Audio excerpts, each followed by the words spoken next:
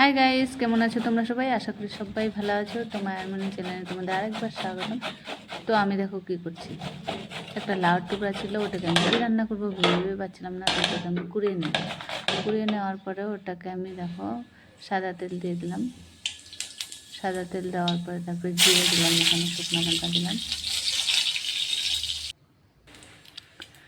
দেওয়ার পরে তারপর কাঁচা লঙ্কা পেঁয়াজ দিলাম। পেঁয়াজটা আর কাঁচা লঙ্কাটা যখন লাল লাল হলো তখন আমি দিয়ে দিলাম এই যে লাউ যে কুড়িয়ে নিয়েছিলাম সেগুলো দিয়ে দিলাম।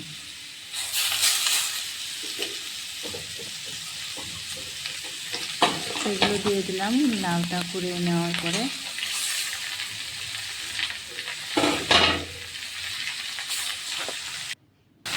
তারপর দিলাম নুন দিয়ে নাড়াচাড়া করে আমি এটাকে একটু ঢেকে দেবো। এখন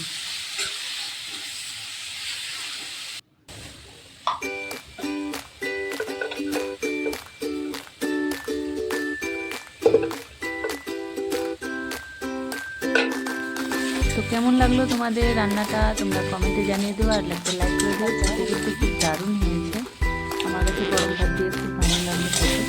তোমরাও ট্রাই করে দেখতে পারো।